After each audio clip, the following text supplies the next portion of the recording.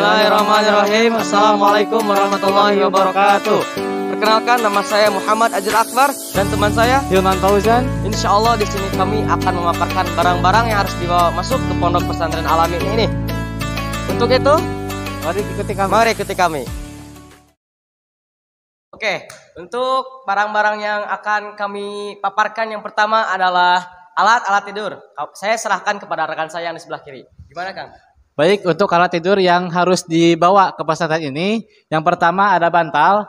Sebenarnya bantal sudah terfasilitasi di pesantren, Yes. Tapi mungkin untuk sebagian orang untuk tidur itu harus menggunakan 2 bantal atau lebih, jadi boleh membawa bantal dari rumah.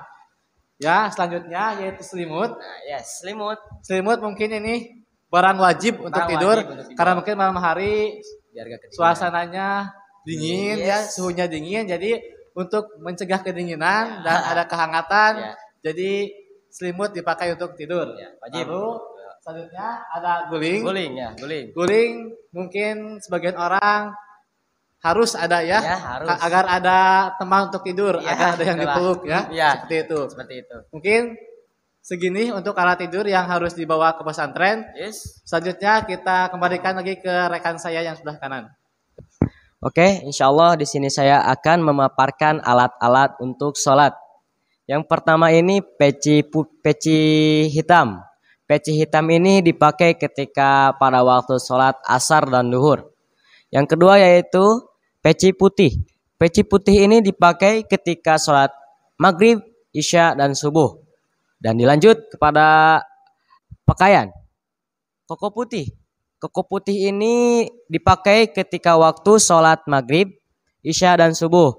Karena dari pihak Pondok Pesantren Al-Amin diwajibkan ketika waktu tiga sholat itu diwajibkan untuk memakai baju putih.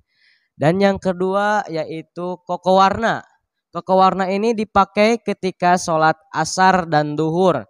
Dan dari Pondok Pesantren Al-Amin juga memperbolehkan untuk memakai koko warna.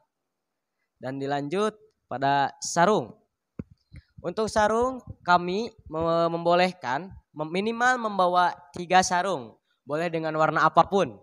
Tapi jika kalian menginginkan sarung khas Al-Amin, kami menyediakan dengan harga yang terjangkau. Lanjut dengan sajadah. Sajadah ini dipakai untuk sholat dan bila ada keperluan. Dan kami juga dari pihak pondok-pondok mengadakan itikaf di masjid.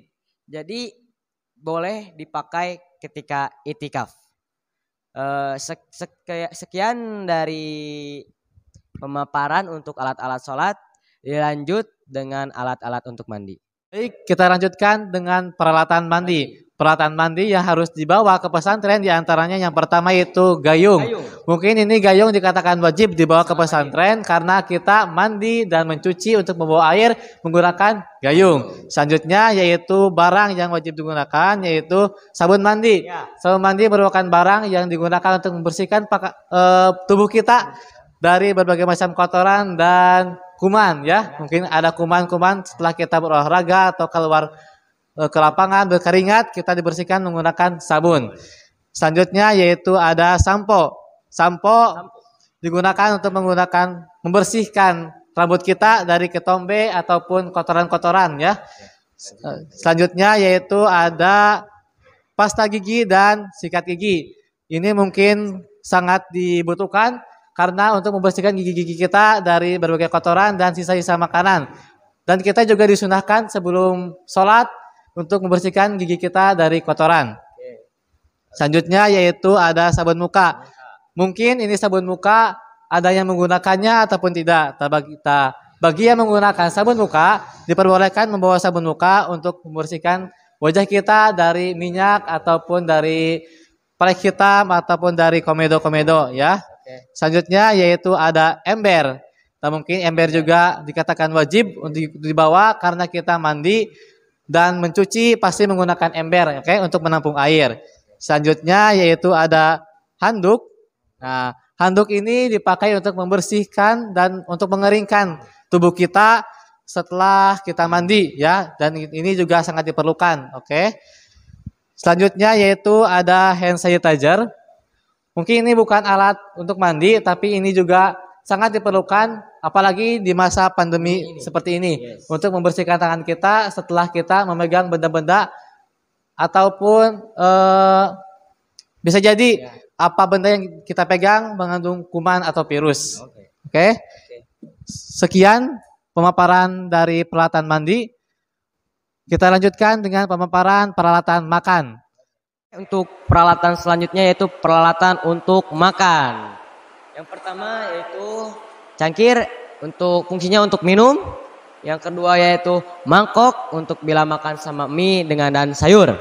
Dan yang ketiga yaitu sendok makan dan piring digunakan untuk makan. Lanjut dengan peralatan sekolah. Oke, kita lanjutkan dengan perlengkapan sekolah. Yang pertama itu ada tas, lalu ada buku untuk menulis, lalu tempat pensil, dan di dalamnya juga ada pensil, ada pulpen, ada penghapus, ada serutan, dan juga mungkin dibutuhkan juga tip X dan spidol. Oke, kita lanjutkan dengan sepatu. Ini ada sepatu olahraga digunakan untuk kita kegiatan olahraga, baik itu sekolah ataupun kegiatan olahraga pesantren. Lalu ada sepatu.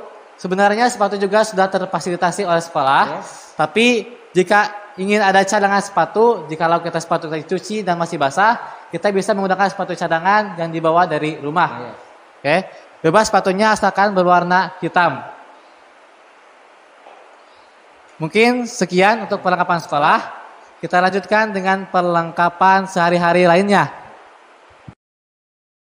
Oke, dilanjut dengan peralatan yang selanjutnya yaitu peralatan pakaian sehari-hari. Yang pertama yaitu kaos. Kaos itu boleh berwarna apapun, yang penting sopan dan menutup aurat. Tapi boleh membawa kaos tapi jangan terlalu banyak. Yang selanjutnya yaitu celana.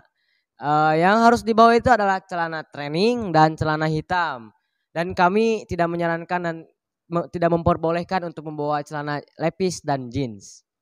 Dan yang selanjutnya yaitu jaket. Jaket diperlukan ketika kita sedang sakit, sedang kedinginan, dan ketika kita itikaf di masjid kan kedinginan. Jadi boleh membawa jaket. Jadi untuk yang keempat yaitu sendal. Nah, sendal ini wajib untuk dibawa karena untuk beraktivitas sehari-hari, untuk jajan dan untuk sholat Jumat. Oke. Dan yang terakhir yaitu masker. Jadi masker ini sangat wajib untuk dibawa ketika era-era pandemi. Oke, dan juga jangan lupa ketika kita mencuci, kita juga membutuhkan deterjen dan soklin cair, juga sikat dan pewangi, di samping ember dan gayung. Dan juga kita juga membutuhkan gantungan baju dan jepitan baju untuk menjemur pakaian. Oke, sekian pemaparan dari kami tentang alat-alat yang harus dibawa ke pondok pesantren ini. Jangan lupa like, comment, share, and subscribe. Wassalamualaikum warahmatullahi wabarakatuh.